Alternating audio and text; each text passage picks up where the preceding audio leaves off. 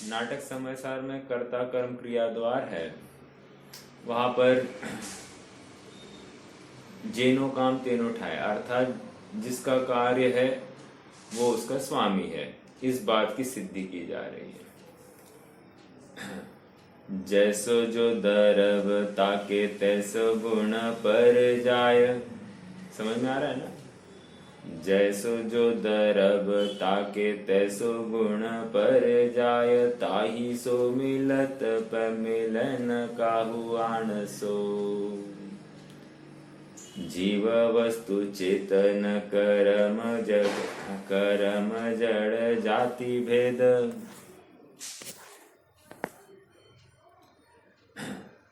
अमिल मिलाप जो नितंब जुरे कान सो।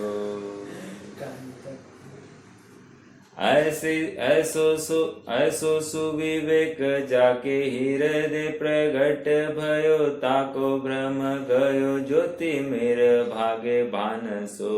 सोई जीव कर्म को करता सो दिसे पै, अकरता कहो है शुद्धता के परमान सो।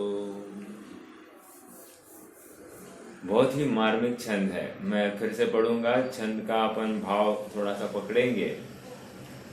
वस्तु स्वरूप रखा जा रहा है। देखो, बहुत कठिन नहीं है धर्म, लेकिन उस वस्तु स्वरूप को अप्लाई करना बहुत कठिन है। वो हजम हो ही नहीं रही है ना बात। देखो, जैसो जो दरब ताके तैसो गुण पर जाय। क्या प्रॉब्लम है साहब? जो द्रव्य है उसके गुण और उसके पर्याय उसका अनुसरण करते ही होंगे, इतनी सी बात कही है। जैसे पुद्गल द्रव्य, तो पुद्गल द्रव्य स्पर्श रस गुण स्पर्श रस गंध वर्ण, ये गुण और उसकी पर्याय लाल पीले हरी ठंडा गरम रूखा चिकना आदि सब कुछ होगा। समझ में आ रहा है क्या? कहने की बात, जैसा द्रव्य वैसे उसके गुण पर्याय। जीव, चेतन और उपयोगात्मक, समझ में आ रहा है? ज्ञान दर्शनात्मक, अर्थात ये उसके गुण पर्याय दिखाई दे रही ना अपने को। तो जैसा जो द्रव्य वैसे उसके गुण पर्याय। जैसो जो दरब ताके तैसो गुण पर जाय, ताही सो मिलत प मिलन काहू आन सो। किसी और से नहीं मिलते कह रहे हैं। अच्छा, आगे। जीव वस्तु चेतन कर्म जड़ जाति भेद। अब कह रहे हैं जीव चेतन और कर्म जड़, ऐसा जातिगत भेद है दोनों में। ठीक है। अमिल मिलाप जो नितंब जुरे कान सो। अब उदाहरण भी देखो कितना जबरदस्त दिया है। कह रहे अमिल है और मिलाप होने की कल्पना, मतलब क्या है? जैसे नितंब कान से जुड़ जाए, मतलब अपने जो कान है वो नितंब, मतलब अपना बटक्स अपने पिछवाड़े पर आ जाए। अब जिस प्रकार ये बात इतनी कठिन और असंभव है, उतनी ही असंभव बात क्या है कि जीव और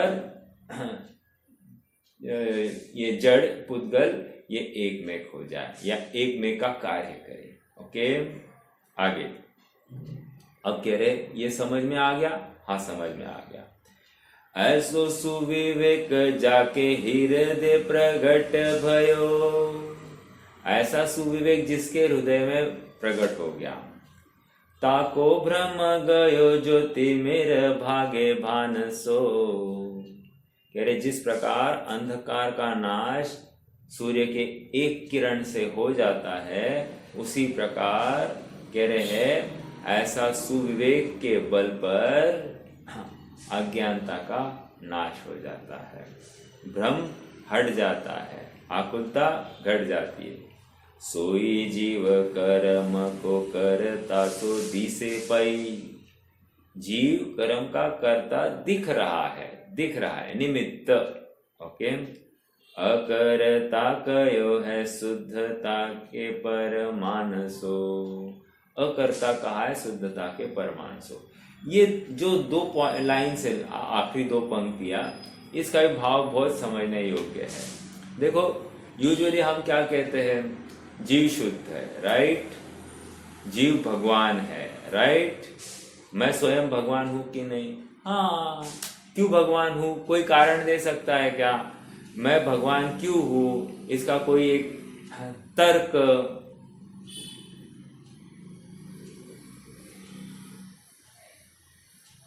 भगवान जैसा मेरा स्वरूप है।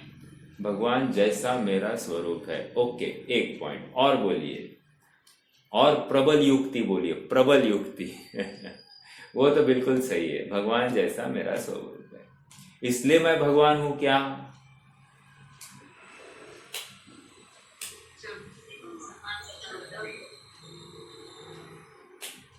हाँ बहन जी, आपने तो वही बोल दिया आंसर, मतलब सेम प्रिया भाभी ने बोला वैसा ही है। हाँ सोनाली भाभी, आपने क्या कहा? मेरा प्रभु भी भगवान के जैसा शुद्ध है, इसलिए मैं भगवान। हाँ तो आप कंपैरेटिव स्टडी कर रहे हो, मुझे वो पराधीनता दिखाई दे रही ना इसमें। मान लो मुझे सिद्ध भगवान पता नहीं है, मान लो आरहंत भगवान पता नहीं है, अब मुझे मेरा भगवत स्वरूप कैसे दिखाई दे? अब ये प्रश्न है।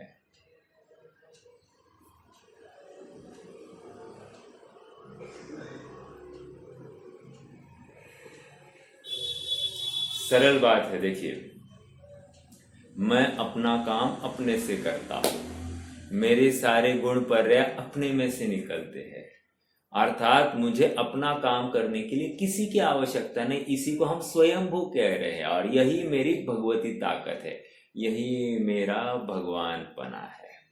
समझ में आ रहा है क्या? अपनी भगवती ताकत अपने में पड़ी है, बस इतनी सी बात है, इसलिए मैं भगवान हूँ। मुझे किसी ने बनाया नहीं और मुझे मेरा कोई नाश कर सकता नहीं, इसलिए मैं भगवान हूँ। समझ में आ रहा है क्या?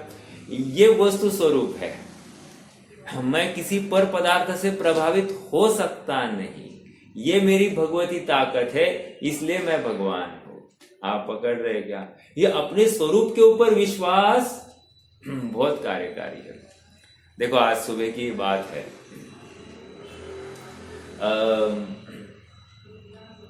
चलो उदाहरण दे ही देता हूँ, गलत नहीं लेना।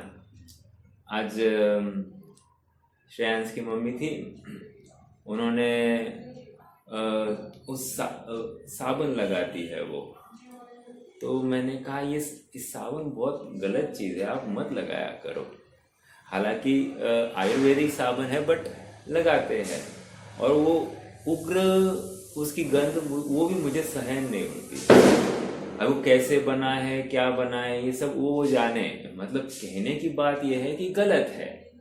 तो मैंने कहा ये मत किया करो। नहीं, उन्होंने कहते कि भाई मैं तो खाली पैरों को लगा दूँ, शरीर को नहीं लगा। अच्छा ठीक है, पूरे शरीर को नहीं लगा, मात्र पैरों को लगाते हैं। तो मैंने कहा पैरों को क्यों? नहीं, पैर खराब होते हैं। मैंने कहा मैं आज तक 20-25 सालों में मैंने साबुन की एक कण भी मैंने लगाया नहीं शरीर को, और मेरा कुछ भी खराब नहीं हुआ है। नहीं आपका नहीं हुआ, लेकिन मेरा होता है। अब ये कोई तर्क तो नहीं है ना, अर्थात जीव वस्तु स्वरूप से दूर जा रहा है। एक पहली बात तो साबुन से अपना पैर अच्छा होता है, ये भ्रांति है। एक दूसरी बात, इससे मैं ठीक होऊंगा, ये कहाँ से लाया? अपना उदय जब तक ठीक नहीं है तब तक ये बाहर की चीजें कुछ भी करने में समर्थ नहीं। दूसरी बात, वस्तु स्वरूप की बात चल रही है। मूल बात तो ये है कि आत्मा इन सब से परे है ना। पैरों के अच्छे होने में देखो मिथ्यात्व कैसे पल रहा है। पैरों के अच्छे होने में, अब पैर को, शरीर के अच्छे होने में मैंने अपना अच्छा होना मान रखा है ना, यही तो मिथ्यात्व है साहब। और मैं दिन भर क्या कहता हूँ? मैं दिन भर कहता हूँ कि आत्मा अलग है, शरीर अलग है। कहता हूँ कि नहीं कहता हूँ? और कर क्या रहा हूँ? बराबर शरीर की नौटंकी की, मतलब मैं उसकी सेवा में समर्पित हूँ। आप पकड़ रहे हैं क्या मेरी बात को? ये तो एक उदाहरण हुआ। अब ऐसा प्रत्येक क्षण मैं उस ट्रैप में पड़ रहा हूं, अर्थात उस शरीर के माध्यम से उत्पन्न हुआ कोई ट्रैप है, अर्थात एक जाल है, उस जाल में मैं अटकता हूं। जैसे भूख लगी, जैसे आंखों को कुछ दिखाई देने लग गया, कान से कुछ सुनाई दिया, बस उस विषय में बराबर ट्रैप होता हूं और उसकी उस विशेषणा को पूर्ण करने की भावना जागृत होती है। और प्रत्येक समय में मैं भूलता हूं कि मैं तो मात्र जानन आ रहा था, मात्र जानना मेरा काम, और मैं हर समय में क्या करता हूं, नहीं इतना जानूं उसके बाद में मैं आत्मा को ध्याऊं। समझ में आ रहा है क्या? ये क्या करता है, भले ही बहुत समझदार हो जाए तो यहाँ तक आता है, लेकिन इतना करूं अर्थात इस विषय को पूर्ण करूं, फिर मैं आत्मा को ध्याऊं। वो वर्तमान में जहां पर जाननपना हुआ है वहीं पे आत्मा बैठा है, उस आत्मा को नहीं देख रहा है और उस गे को देखने की उसकी उत्कट भावना है, या उस गे रूप परिणमित होने की उत्कट भावना है, शरीर को अनुकूल रखने की उत्कट भावना है, इंद्रिय के विषयों को अनुकूल या अपने जानने के दायरे में रखने की उत्कट भावना है। यही तो अपराध है। ज्यादा जानने का भाव, व्यवस्थित जानने का भाव, इन डेप्थ जानने का भाव, कहाँ क्या हो गया, पूरी एकदम इत्यंभूत जानकारी रखना, क्या है ये सब मिथ्यात्व है। आप पकड़ रहे क्या मेरी बात को? हाँ, मेरे एक मासी जी है, उनका क्या हुआ, देखो मैं तो उदाहरण सब आपने मुझे जो दिखाई देते हैं और उसमें जिनवानी के साथ में मिला करके करता हूँ, वो इसलिए वो कोई मिथ्या दृष्टि है ऐसा टैग मैं नहीं लगा रहा हूँ, लेकिन वो क्रिया मुझे ठीक नहीं लगती है। यदि मैं भी करता तो वो गलत होती। अपनी सोच सही करनी है। योग से उनका किसी संस्था में जाना बन गया, तो संस्था में गए तो वहाँ वे रिसीट करने गए तो वहाँ के जो वो अकाउंटेंट है वो लड़की थी योग से, तो लड़की के साथ में योग ऐसा बना कि थोड़ी सी बातचीत में परिचय बढ़ गया, तो यहाँ तक बात बढ़ गई कि भाई कि शादी वादी की बातें सब होने लग गई। देखो ये कितनी गलत बात है। गलत बात क्यों कह रहा हूं? अपना काम मात्र अति परिचय नहीं था, अपना काम दान की रिसीट करवाना था और निकल जाना था। लेकिन बातों बातों में हम इतने आगे बढ़ जाते हैं, हमको भी खबर नहीं पड़ता है कि हमने कितना अतिक्रमण कर दिया है, हमने अपनी मर्यादा का कितना उल्लंघन किया है। निज मर्यादा करे उल्लंघन, जग में भी संकट पावे, निज मर्यादा में आते ही संकट सब ही मिट जावे, टल जाए जो कुछ बोला। कहने की बात इतनी है, इसमें जीव को लगता है नहीं क्या मैंने मर्यादा का उल्लंघन किया, इसमें क्या किया, इसमें क्या किया, इसमें क्या किया, अरे तुम्हें आत्मा नहीं दिखाई दिया, यही तो अपराध था, नहीं इसको भी तुम अपराध कहोगे, हाँ ये भी अपराध है, ये मान ही नहीं रहा है इसको अपराध। आप पकड़ रहे क्या मेरी बात को? मतलब कितनी भूले, स्थूल बातों में हम इतनी भूल कर बैठते हैं और हम उसको अपराध मानने के लिए तैयार नहीं। मैं परद्रव्य का कार्य करता हुआ उसमें धर्म की कल्पना कर बैठता हूँ। मैंने उसकी अच्छी तो सोची, मैंने उसका बुरा तो सोचा ही नहीं था ना। हमने कहा तो उसको अच्छी सलाह तो दी है, राइट।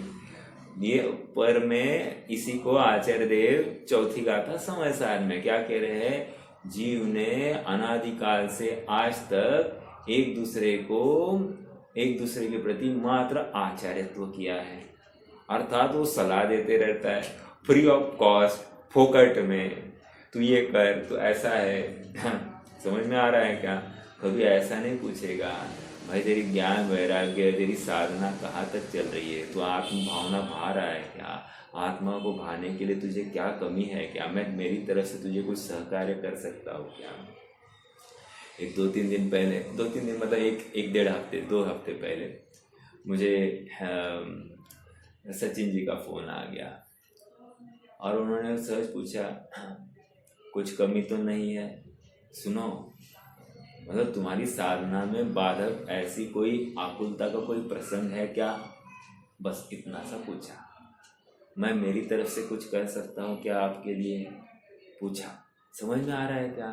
देखो, मतलब बात करने की एक धर्मी की भावना कैसी होती है। कहने की बात मुझे इतनी थी कि मतलब लौकिक बातें नहीं, बट टू द पॉइंट। भाई, मैं तुम्हारी साधना में, तुम्हारे स्थितिकरण में मैं कुछ अपना योगदान दे सकता हूँ क्या? आप मुझे बताओ। अगर आर्थिक रूप से हो, शारीरिक रूप से हो, या अन्य किसी आपकी शंका समाधान के रूप में हो, कुछ भी हो सकता है, तो आप मुझे बताओ, मैं शक्ति प्रमाण करने का यत्न करूं। मतलब ये भावना तो एटलीस्ट व्यक्त करनी चाहिए ना। चलो, मुझे तो इतनी कहने की बात, मतलब हमारा व्यवहार भी किस जाति का हो, एक दूसरे को धर्म मार्ग में आगे बढ़ाए, ऐसा हमारा व्यवहार इस जाति का नहीं हो कि हम स्वयं तो चलित हो ही जाए, सामने वाले को भी पतित कर दे। ऐसा नहीं होना चाहिए। ठीक है, इतनी बातें क्यों आ रही है? वस्तु स्वरूप नहीं समझने की वजह से जीव कैसे भटक रहा है। कहता तो है क्या, जीव जुदा, शरीर जुदा, आत्म जुदा, यही तत्व को सार। लेकिन वो मानने के लिए तैयार नहीं ना, इसलिए बहुत बड़ी तकलीफ है। समझ में आ रहा है क्या? देखो, मोक्ष मार्ग प्रकाशक में वहां पर दर्शन मोह को लेकर, मतलब जो आश्रव भाव होते हैं, अर्थात आश्रव तत्व संबंधी भूल, संवर तत्व संबंधी भूल, वहां पर चर्चा है। या फिर दर्शन मोह में कैसा गलती, मतलब गलती मान बैठता है। दर्शन मोह किसको मानता है ये जीव? कोई बताएगा? अज्ञानी दर्शन मोह का अभाव कर रहा हो, ये किसको मानता है?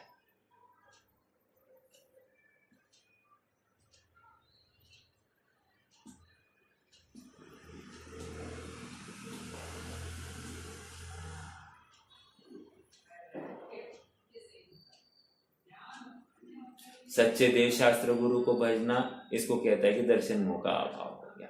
या फिर सच्चे शास्त्रों को पढ़ना, इसको कहता है कि दर्शन मोह का अभाव हो गया। या फिर खान पान की मर्यादा करना, इसको कहता है दर्शन मोह का अभाव हो गया। समझ में आ रहा है क्या? अर्थात व्रत उपवास आदि करना, इसको कहता है दर्शन मोह का अभाव हो गया। लेकिन अभिप्राय में जो पर द्रव्य संबंधी आसक्ति पड़ी है, वो आसक्ति तो घटी नहीं थी ना। समझ में आ रहा है क्या? इसलिए पंडित साहब ने एक स्टेटमेंट दिया है, हिंसा में प्रमाद परिणति मूल है। अंडर सेकेंड लाइन क्या कह रहे? और विषय सेवन में अभिलाषा मूल है। ये अभिलाषा किसकी तरफ संकेत कर रही है? दर्शन मोह की तरफ। अर्थात मेरे अभिप्राय में उस पर द्रव्य संबंधी जो अभिलाषा है, चाहिए, ये होना, ऐसा होना, वैसा होना, वो अभिलाषा पड़ी है ना, वो अभिलाषा ही मिथ्यात्व है। अब इसको पकड़ में नहीं आ रही है। और दूसरी बात, कषाय संबंधी कैसे कही? मान लो कदाचित ये क्या करता है?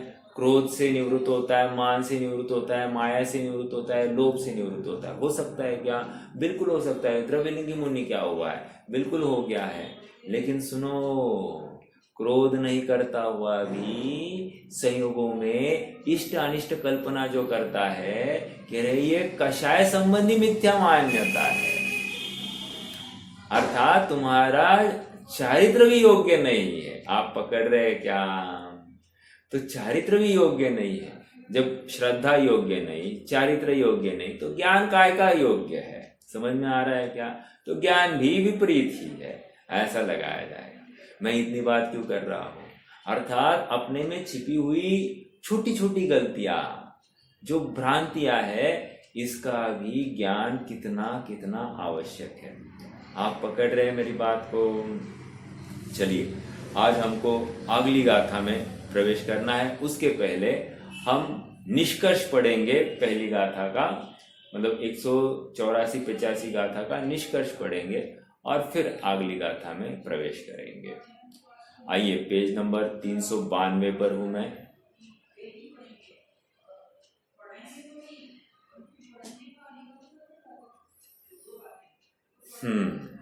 देखो पहले लाइन से ही पढ़ना चालू करते हैं। देखो, पर पदार्थ का ग्रहण त्याग, एक मिनट है,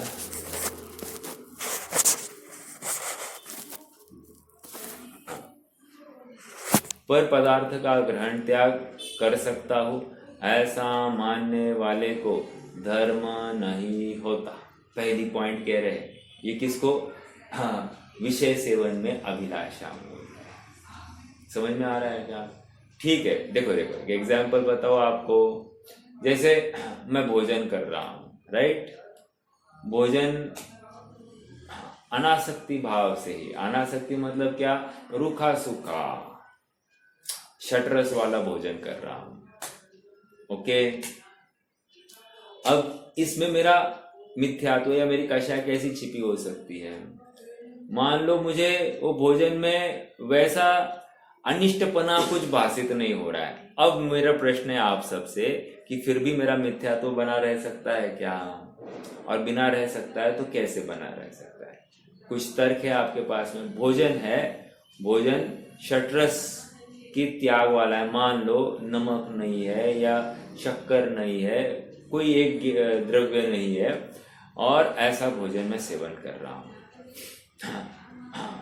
नीरस भोजन है, नीरस भोजन में मुझे अनिष्टता तो भाषित नहीं हो रही। मैं स्वयं कह रहा हूं कि अनिष्टता भाषित नहीं हो रही है, भोजन तो ले रहा हूं।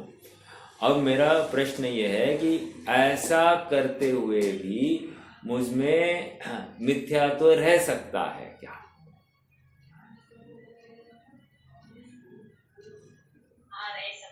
कैसे रह सकता है? भोजन से जीवन की मान दिया है। एक पॉइंट, हाँ बराबर, कि भोजन से मेरा जीवन चलता है, ये तो मान्यता गई नहीं। चलो कदाचित ये भी मान्यता छूट रही होगी, कदाचित चलो मान लेते हैं कि ऐसा पकड़ में, मोटा मोटा तो पकड़ में नहीं आ रहा है, क्योंकि मैं स्वयं कहता हूँ कि मेरा तो अनशन स्वभाव है, अनशन स्वभाव से तो कुछ फर्क पड़ता नहीं है। फिर भी मेरी मिथ्या तो पल सकता है क्या? अब कैसा है, मैं बोलने के लिए तो बोल रहा हूँ, मान्यता अलग होती है मैं भी जानता हूँ, लेकिन हाँ मान लो श्रद्धा में ऐसा ही है कि भोजन से मेरा जीवन चलेगा, ऐसा नहीं, मैं तो अपने जीवत्व से ही जीता हूँ, आत्मा में भोजन का एक कण भी प्रवेश करता नहीं है। द्रव्य प्राण ये मेरा प्राण नहीं है, मेरा प्राण तो चैतन्य प्राण है, मेरा धन तो चैतन्य धन है। और मालूम है धन किसको कहते हैं वैसे? धन जिससे धन्य होता है उसको धन कहते हैं। समझ में आ रहा है? और धन ही सचमुच मेरी लक्ष्मी है।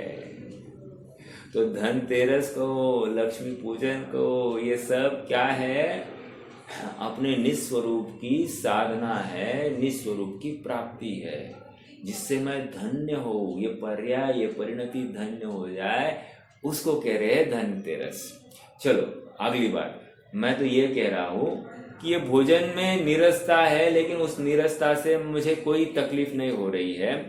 श्रद्धान में भी ये रख रहा हूं कि भाई साहब, हाँ मैं अभी बोल रहा हूँ, आई एम सिचुएशन तैयार कर रहा हूँ कि श्रद्धान में भी वहां पर अनशन स्वभाव की ही बात है, स्वभाव में इसका प्रवेश नहीं, ये भी मान रहा हूं। लेकिन ऐसा हो सकता है क्या? मैं इतने साल से भोजन कर रहा हूं, अर्थात वो नीरस भोजन कर रहा हूं, ऐसा भाव रह सकता है क्या? अर्थात कहीं ना कहीं मान कषाय है ना, बस गया काम से। समझ में आ रहा है क्या? तो ऐसा भी हो सकता है। आपको प्रथमानियों की वो घटना याद होगी, तो आ ही जाता है। हाँ ऐसे तो आ ही जाते हैं। हाँ आते ही है। अपने आप को थोड़ा सा यस यस यस, मतलब हम थोड़ा वो आ ही जाता है।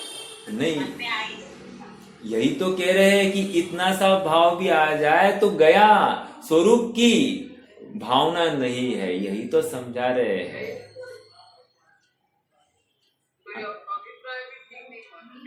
बिल्कुल नहीं है, 100% सही है। मैं तो कहने के लिए केस खड़ा कर रहा था कि मैं कह रहा हूं आइंस्टाइन स्वभाव है, लेकिन ऐसा हो सकता है कि देखो, क्योंकि मैं ये बात क्यों कर रहा हूं, श्रद्धा पकड़ में नहीं आती है यूजुअली, और इसी बल पर द्रव्यलिंगी इतना आगे बढ़ गया है।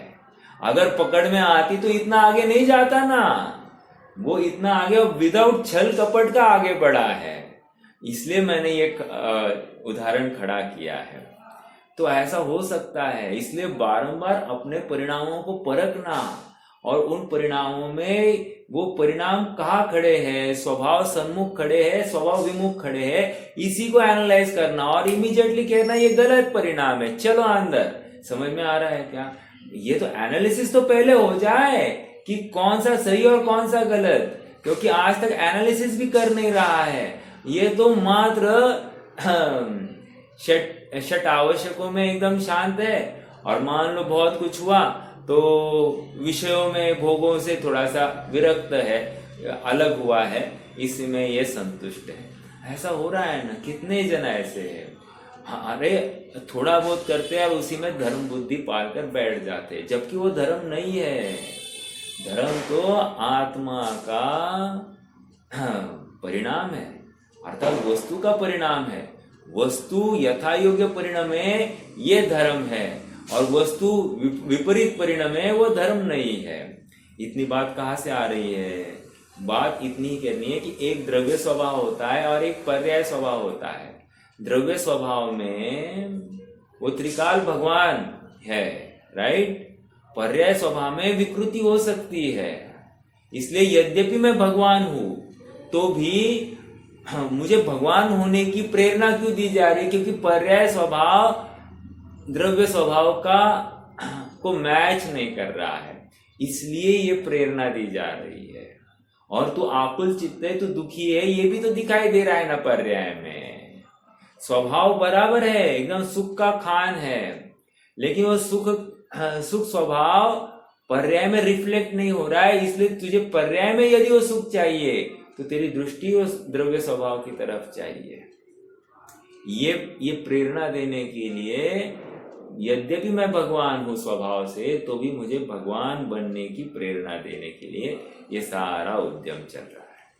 समझ में आ रहा है क्या? चलिए, हाँ,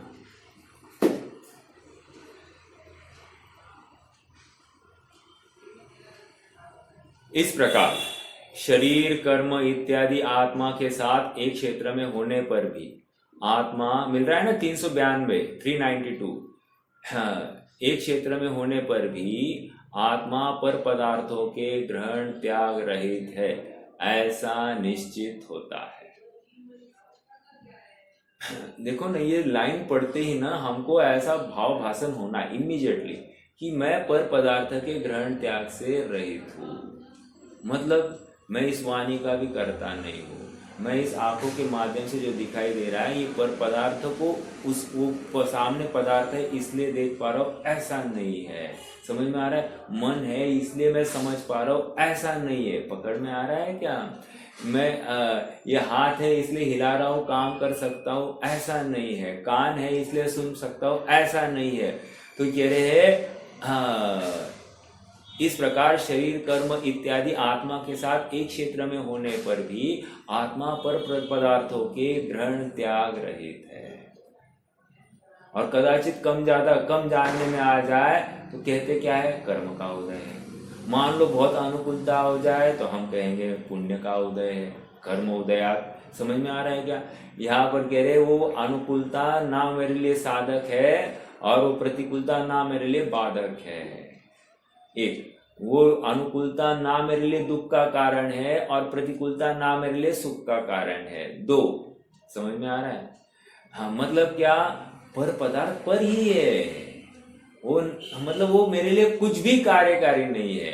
अब जितना भी उदाहरण दिया जाता है वो चरणानियोग पक्ष में दिया जाता है, बट द्रव्यानियोग पक्ष में पर वस्तु मेरी वस्तु में कुछ भी करने में समर्थ नहीं है। क्यों? क्योंकि उसका चतुष्टय उसमें है और मेरा चतुष्टय मेरे में है।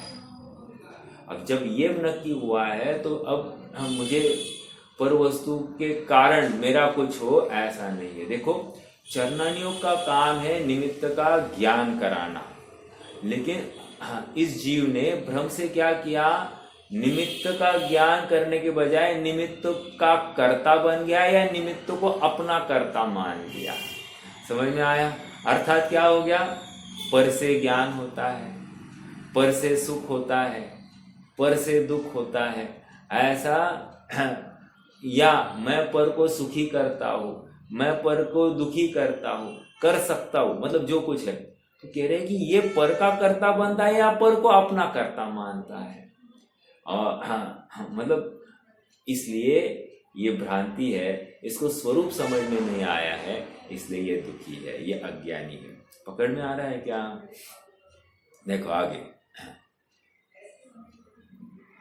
ऐसा निश्चित होता है, यह ज्ञेय अधिकार है, स्वज्ञेय में अपने परिणाम तू कर सकता है, किंतु शरीर, कर्म और परज्ञेयों के परिणाम तू नहीं कर सकता। महत्वपूर्ण बात क्या कह रहे, स्वज्ञेय में अपने परिणाम तू कर सकता है। हाँ, स्वज्ञेय में अपने परिणाम तू कर सकता है। क्या मतलब है इसका? इतना ही कह रहे हैं। स्वज्ञेय मतलब क्या है? स्वज्ञेय मतलब क्या है? देखो, दो ज्ञेय खड़े किए, एक स्वज्ञेय खड़ा किया है, एक परज्ञेय खड़ा किया है। सामने वाला जो मोर है ना, वो परज्ञेय है, और अपने ज्ञान दर्पण में जो मोर झलका है ना, वो स्वज्ञेय है। अब कह रहे तू कौन से मोर में करने की चेष्टा कर रहा है? उस मोर में करने की चेष्टा कर रहा है। तो कह रहे हैं ये तेरी परज्ञेय में दृष्टि है, इसलिए अज्ञानता है। और स्वज्ञेय में तू कुछ करने की चेष्टा करेगा तो उसमें कुछ करता ही नहीं है। क्यों? क्योंकि वो ज्ञान है, कंप्लीट है, उस पर्याय की अपनी योग्यता है, और कुछ करने जाओ तब तक वो पर्याय तो नाश को प्राप्त होगी। आप पकड़ रहे क्या? तो at the end of day मुझे करना क्या? जानना, बस जानना, जानना, जानना, इतनी सी बात है। ओके, तो यहां पर क्या कह रहे हैं, स्वज्ञेय में अपने परिणाम तू कर सकता है। अपने परिणाम कर सकता है मतलब क्या? अपने परिणाम का तू ज्ञाता बन सकता है। ओ, समझ में आ रहा है? कर सकता है का अर्थ ये नहीं है हाँ कि कुछ करे, और यद्यपि करे कहना भी है, तो जो मोह राग द्वेष हो रहे हैं ना, वो मैं अपने ही अज्ञानतावश कर रहा हूं, ये यहाँ पर समझाना है। ठीक है, मैं दो अपेक्षा से कथन कर रहा हूं। एक तो त्रिकाल शुद्ध स्वभाव में मात्र जाननपना है, और पर्याय में जो स्वरूप की भ्रांति है, इसलिए उसको मोह राग द्वेष है। तो कह रहे वो भी स्वज्ञेय में कुछ करने का भाव मैं मात्र स्वज्ञेय में कर रहा हूं, परज्ञेय में कुछ कर ही नहीं सकता। समझ में आ रहा है क्या?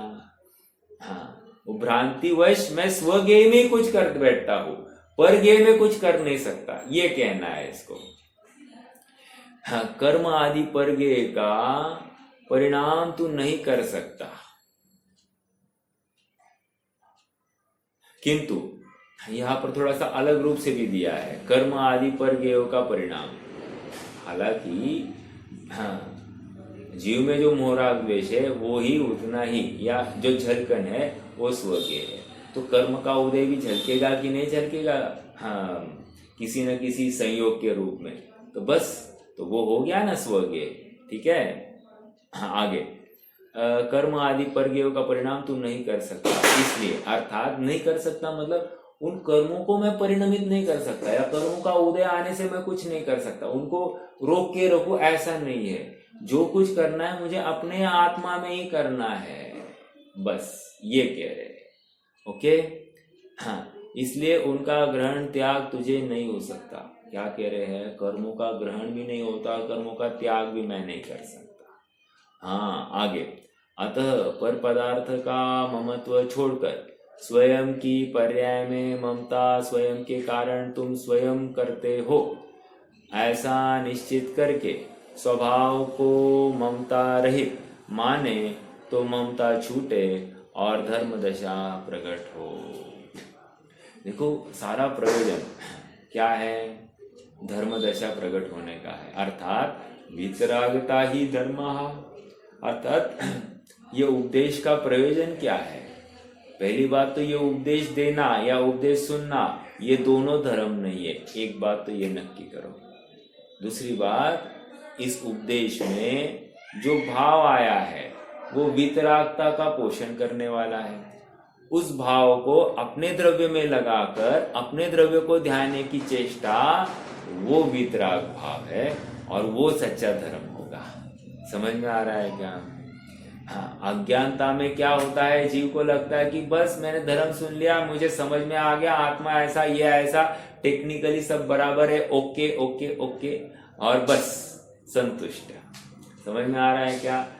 इसमें ही अपद में संतुष्ट हो गया, और अपद में संतुष्ट का फल संसार है। क्यों? मोह राग द्वेष गया ही नहीं ना। हाँ, अर्थात इसको अपना आत्मा आप रूप भाषित हुआ ही नहीं है। हाँ, अनाकुलता प्रकट हुई ही नहीं है, तो हम कैसे कहे कि ये सुखी हुआ है? हाँ, वहां से तो द्रव्यानुयोग की चेष्टा प्रारंभ होती है, अर्थात जहां चरणानुयोग की परमोच्च सीमा है उसके आगे से तो द्रव्यानुयोग का एप्लीकेशन चालू होता है। आगे, उक्त संपूर्ण कथन का सार, कंक्लूजन, 184-185 गाथा का सार। उक्त संपूर्ण कथन का सार यह है कि यह आत्मा अपने विकारी भावों का कर्ता भोक्ता तो है, अपने विकारी भावों का कर्ता भोक्ता तो है, परंतु पर का कर्ता भोक्ता कदापि नहीं है। इस प्रकार यह भगवान आत्मा पर पदार्थों को न तो करता है, न उन्हें ग्रहण करता है, न उन्हें छोड़ता है। मेरा एक प्रश्न है आप सबसे, प्रश्न है, नैव गिण्णति नैव करेदि नैव परिणमति, ऐसा एक क्षण समय सार में भी है। किसी को याद है? ग्रहण नहीं करता, परिणमन नहीं करता, या त्याग नहीं करता।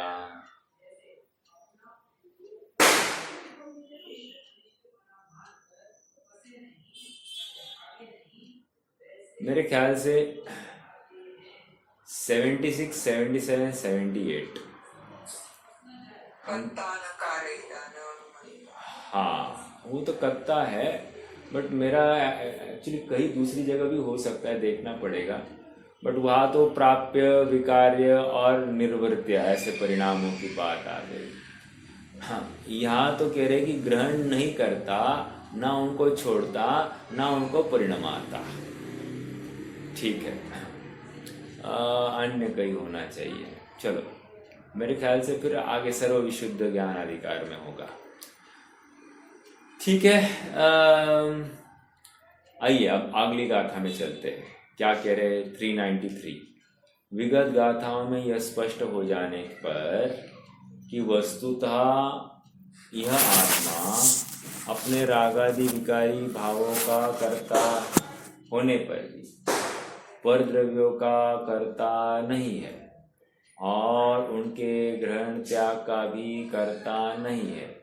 अब इन गाथाओं में यह स्पष्ट करते हैं कि परमार्थ से पर पदार्थों के कर्तृत्व और ग्रहण त्याग से रहित होने पर भी यह आत्मा व्यवहार से अपने विकारी भावों को करते हुए कदाचित कर्मरज से ग्रहण किया जाता है और छोड़ा जाता है, तथा वह कर्मरज ज्ञानावरणादि रूप परिणमित होती है। अब थोड़ी सी बात ट्विस्ट हो रही। पहली गाथा में क्या कहा था? कुछ करता नहीं है।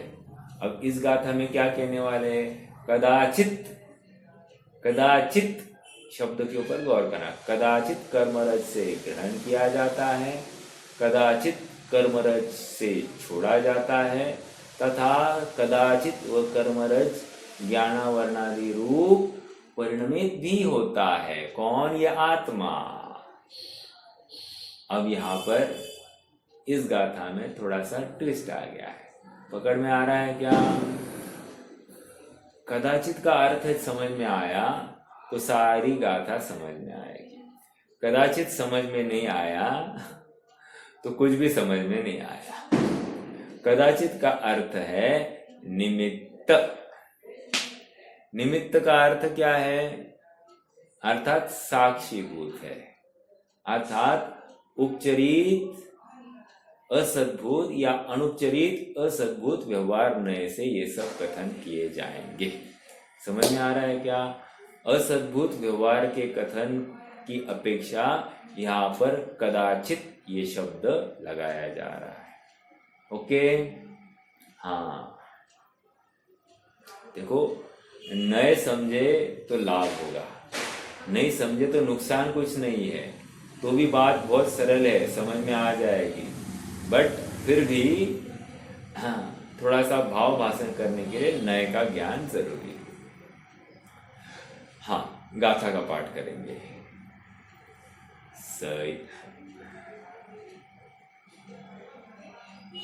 सइदानीं कत्तासं सगपरिणामस्य तवजादस्य आदियदे कदायिं विमुच्यते कम्मधूलिहिं परिणमति जदाप्पा सुहम्मि असुहम्मि रागदोषजुदो तं पविशदिकं मरयं नानावर्णादिभावेहिम्।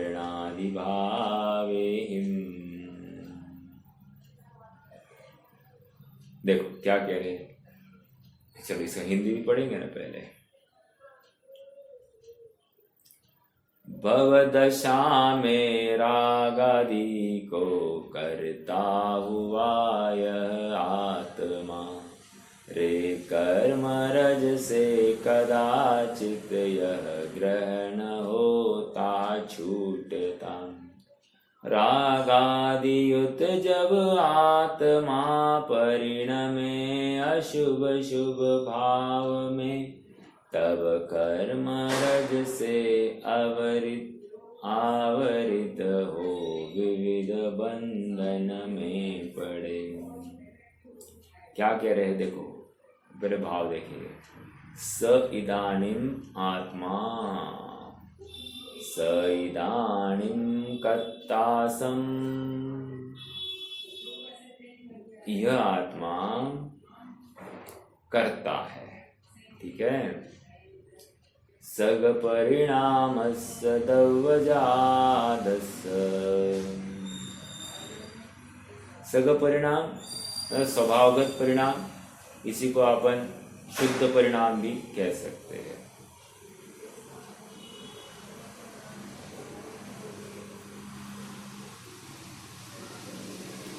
आदियदे कदायिम, आदियदे ग्रहण करता है, कदायिम कदाचित, विमुच्यते कम्मधूलिहिं, कदाचित ग्रहण करता है, कदाचित त्याग करता है। विमुच्यते त्याग, विमुच्यते उच्यते त्याग करना, ओके, विशेष प्रकार से त्याग करना।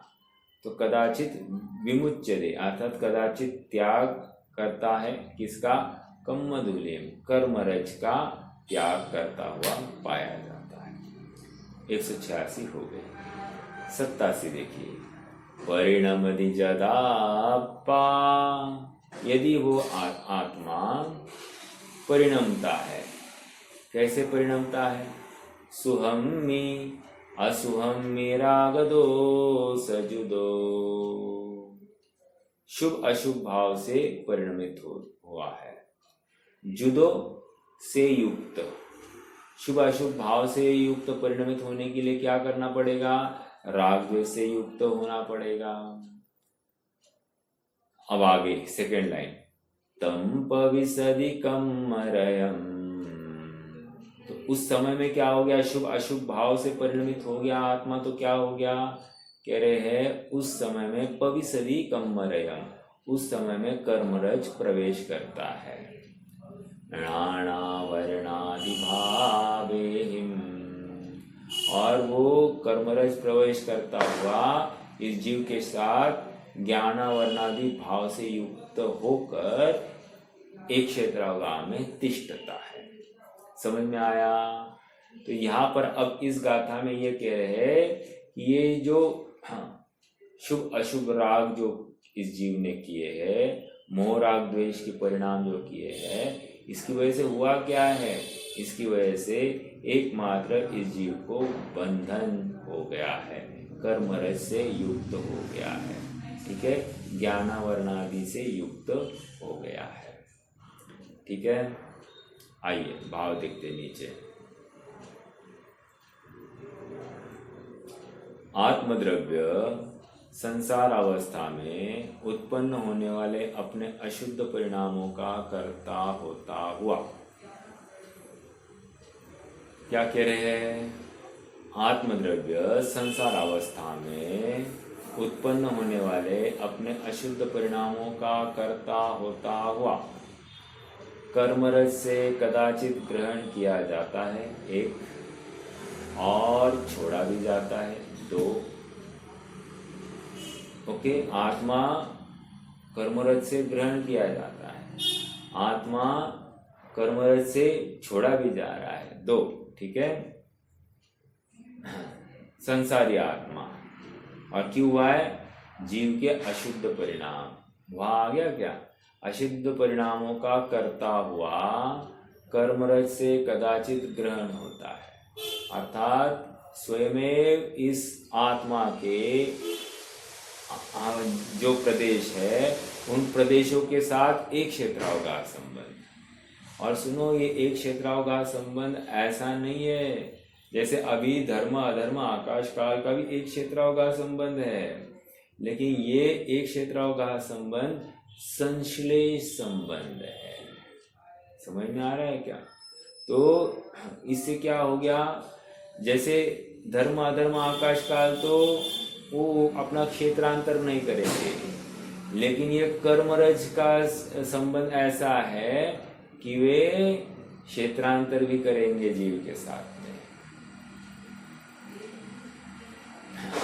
कर्ता होता हुआ कर्मरज से कदाचित ग्रहण किया जाता है और छोड़ा जाता है। जब आत्मा राग द्वेष से युक्त होता हुआ शुभ और अशुभ में परिणमित होता है, तब कर्मरज ज्ञानावरणादि रूप से उसमें प्रवेश करती है। सरल प्रोसेस दी जा रही है। एक छंद है इष्टोपदेश में, राग द्वेष द्वयी दीर्घ नेत्राकर्षण कर्मणा अज्ञानात् सुचिरं जीव संसाराब्धो भ्रमत्य सो। तेरे अज्ञानता के वश ये जीव संसार रूपी अटवी में भ्रमण करता पाया जा रहा है। और कैसे पाया जा रहा है? राग द्वेष द्वयी दीर्घ, मतलब अनादिकाल से ये जीव संसार क्यों बांध रहा है? एकमात्र राग और द्वेष की वजह से। राग और द्वेष रूपी मथनी है, मथनी के जो डोर है उसकी वजह से क्या हो रहा है? ये अपने संसार का सारभूत निकाल कर मथ रहा है और उसको लेकर इसका संसार खड़ा है, इसको पर पदार्थ अच्छा लग रहा है। वैसे मेरा प्रश्न है आप सबसे, संसार कहाँ है? आत्मा में या आत्मा के बाहर?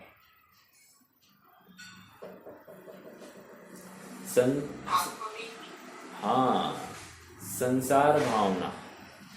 संसार भावना में क्या कह रहे हैं कि आत्मा का विस्मरण यही संसार और आत्मा का स्मरण यही सारभूत अपना आत्मा, अर्थात वहां पर मोक्ष है। निष्कर्ष इतना है कि संसार कहीं बाहर नहीं है, संयोगों में नहीं है। इसलिए मैं नरक गया, इसलिए मैं स्वर्ग गया, मैं तिर्यंच हुआ, मैं मनुष्य हुआ, इसको सो व्हाट। कह रहे ये सब संसार है, ठीक है। संसार क्या है? वो भाव जो हो रहा है आत्मा में, मैं मनुष्य, मैं नारकी, मैं तिर्यंच, मैं देव, ये जो भाव हो रहे हैं वो संसार है। क्यों? आत्मा से विमुख परिणाम है। आत्म सम्मुख परिणाम में स्वयं पर पदार्थ के प्रति वासना वांछा रहती ही नहीं है। देखो आगे बढ़ते हैं। आत्मद्रव्य संसार अवस्था में उत्पन्न होने वाले अपने अशुद्ध परिणामों का कर्ता होता हुआ कर्मरस से कदाचित ग्रहण किया जाता है और छोड़ा जाता है। जब आत्मा राग द्वेष युक्त होता हुआ शुभ और अशुभ में परिणमित होता है, तब कर्मरज ज्ञानावरणादि रूप से उसमें प्रवेश करती है। इन गाथाओं का भाव आचार्य अमृतचंद्र तत्व प्रतिदिका टीका में इस प्रकार स्पष्ट करते हैं।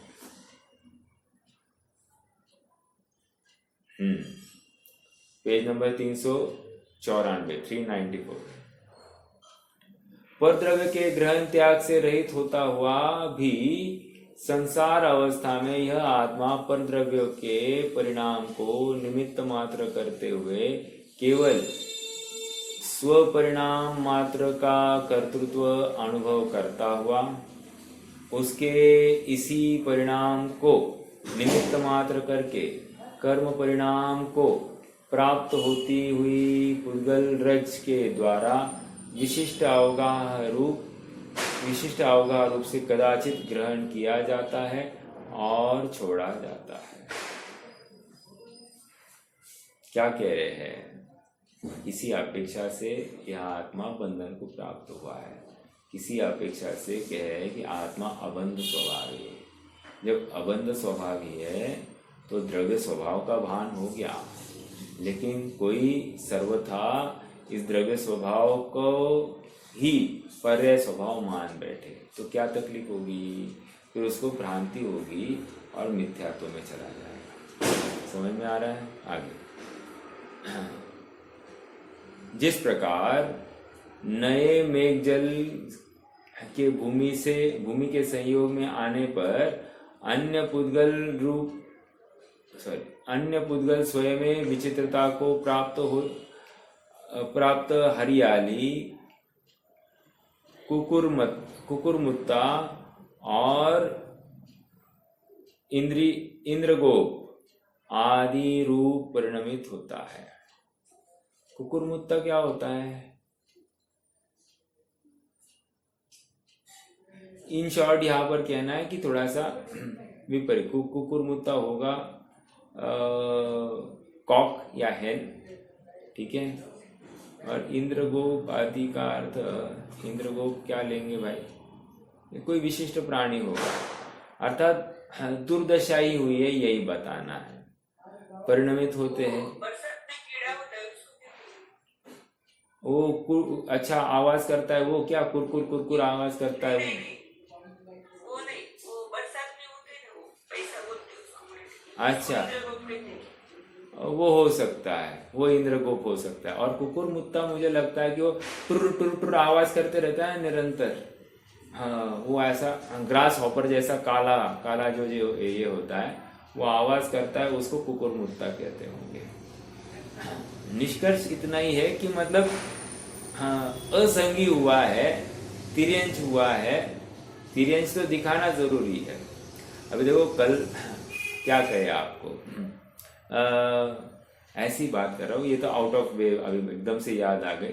कल हॉस्पिटल में जाना हुआ तो वहां पर एक मरीज ऐसा सामने से आ रहा था और मरीज के हाथ दोनों ऐसे बंधे हुए, पूरा प्लास्टर बैंडेज में बंधा हुआ, पूरा मुख जल गया था, अभी नवीन स्किन आ गई थी, तो एकदम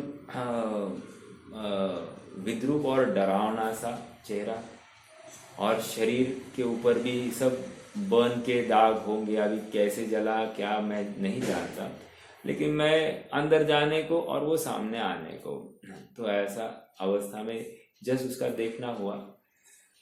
कर्म का उदय कितना विचित्रता से दिखाई दे रहा है। हालांकि उस अवस्था में भी वो कर्म उसे दुखी करने में समर्थ नहीं है, लेकिन वो दुखी हो गया है और हमको भी लग रहा है ओ कितनी खराब अवस्था है, अपन अच्छे हैं ऐसा लग रहा है। अच्छा लगता हुआ भी इसको अच्छा क्या लग रहा है, ये वर्तमान पर्याय अच्छी है ऐसा लग रहा है। इसको कहा स्वरूप अच्छा लगा, स्वरूप अच्छा लगता तो फिर ये देखना सार्थक हो गया।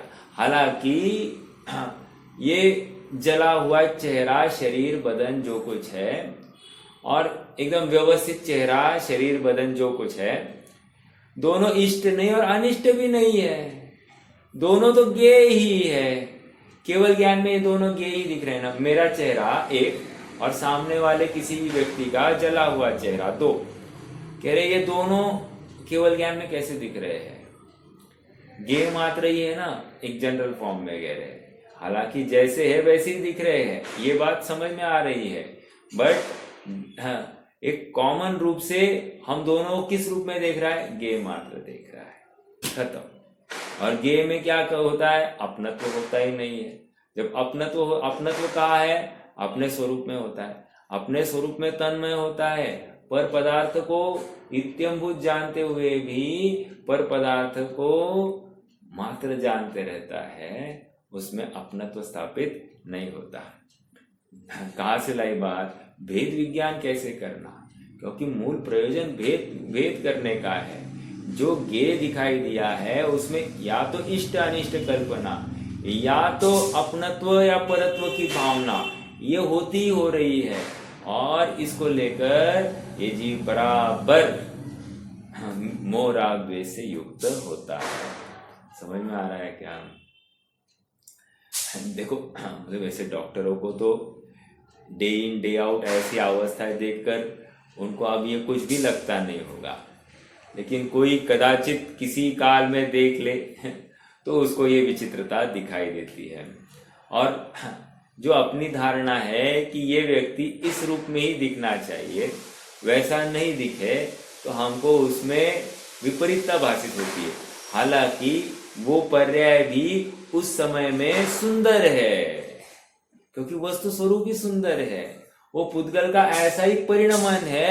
और सुंदरता क्या है? सुंदरता क्या है कौन बताएगा? वो पर्याय अभी ये जली हुई जो काया है, हाँ, जो चेहरा विद्रूप हुआ है, ये जो कुछ है उस शरीर का जो परिणमन हुआ है, इसको हम सुंदर कह रहे हैं। सुंदरता क्या है कौन बताएगा?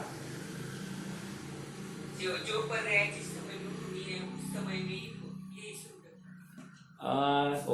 ओके और थोड़ा सा अच्छा।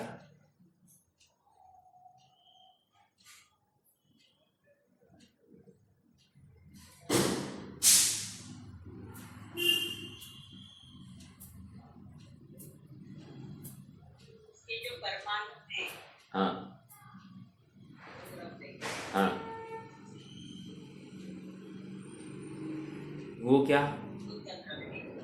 हाँ, क्या कह रहे हैं आप? पुद्गल द्रव्य के परमाणु चेंज हुए, जैसे वो जल के वो जैसे परमाणु जो चेंज हुए ना, हाँ, तो उसको सुंदर क्यों? परमाणु हाँ, उसको सुंदर क्यों कहा जा रहा है? यही तो प्रश्न है। सुंदरता क्या है? वो दिखने में सुंदर दिख रहा है इसलिए सुंदर है, या अन्य किसी अपेक्षा से सुंदर कह रहे हैं? वो द्रव्य उसी द्रव्य को बना रहा है, अन्य द्रव्य को नहीं। एक बात समझ में आ रही क्या? पहली बात तो वो द्रव्य स्वरूप ही बना रहा, अन्य रूप नहीं हुआ। ये सबसे बड़ी सुंदरता है। अपने परिणमन में उसने पर का यत् किंचित भी अवलंबन नहीं लिया, ये सुंदरता है। सुंदरता मतलब वो गंदा दिखता हुआ अपने को गंदा दिख रहा है, इसका मतलब वो द्रव्य का परिणमन गंदा है, ऐसा किसने कहा? समझ में आ रहा है? हमको भय या अपने को ग्लानि लग रही है, इसका मतलब वो द्रव्य खराब है, ये कहाँ से आया? वो तो द्रव्य अपनी योग्यता के अनुसार, वो पुद्गल परमाणु स्वतंत्रता से अपने ही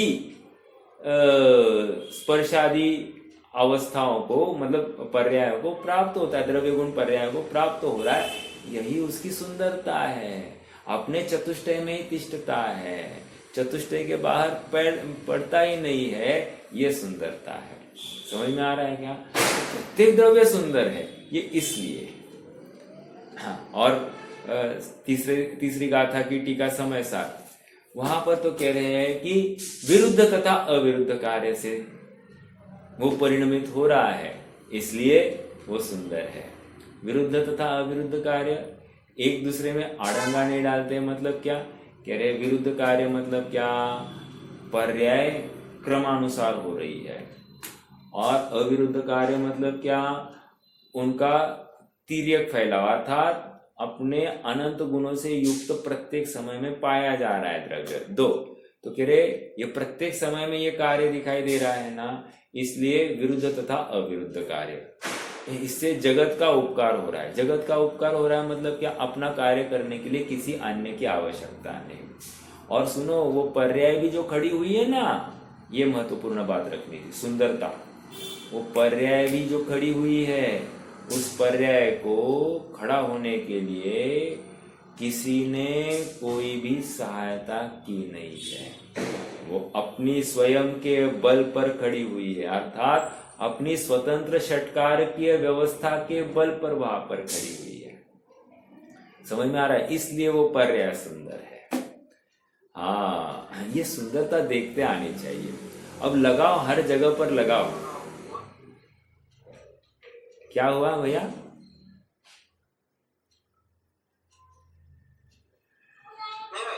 हाँ ठीक है, ये सुंदरता लगाते आनी चाहिए। देखो इसी के आप हाँ बिल्कुल बिल्कुल, क्रम नियमितता आ गई ना इसमें, बिल्कुल आ गई। यस, हाँ करेक्ट करेक्ट करेक्ट। देखो अब ये हो गया थ्योरेटिकल अपना अप्रोच। अब डे टू डे लाइफ में, दिन भर की अपनी क्रियाकलापों में अपने को ऐसा ही भाव भाषण पूर्वक ये चिंतन धारा में डालना है। प्रयोजन इतना ही है कि इस शरीर को भिन्न पाड़ना है और आत्मा को भिन्न पाड़ना है। जो इस शरीर में ममत्व बुद्धि पड़ी है मेरी, उस ममत्व बुद्धि को अत्यंत अत्यंत तीक्ष्ण प्रज्ञा चयनी से विभक्त करना है। जिस भांति प्रज्ञा चयनी से पर से विभक्त किया है, ये मूल प्रयोजन ये है। उस प्रयोजन को भूलना नहीं है कि शरीर को आत्मा से भिन्न पाड़ना है। जहां जहां आत्मा अपनत्व स्थापित करता है उसको बोलना है चलो साइमन गो बैक। समझ में आ रहा है क्या? आत्मा चल पीछे, शरीर को अपना काम करने दे, तू तेरा काम कर। समझ में आया? मैं मेरा काम करूं मतलब क्या? ज्ञाता दृष्टा आत्म रहा, मैं जान रहा हूं इस शरीर का परिणाम ऐसा हो रहा है। बहुत जबरदस्त है ये तत्व ज्ञान। और देखो ये तत्व ज्ञान का जो इस जाति का है, फिर बाहर में आग से तपाया जाए, जलाया जाए, या अन्य कुछ तीव्र ठंड हो, तीव्र गर्मी हो, तीव्र वर्षा हो, इसको उससे कुछ भी प्रभाव नहीं पड़ रहा है। आश्चर्य है, देखो ना कैसा वो स्वरूप का भान, स्वरूप की रुचि किस जाति की होगी, इसको उसमें अलौकिकता भाषित हो गई और बाहर से कुछ भी प्रभावित नहीं दिखाई दे रहा है। आवाज नहीं आ रही क्या?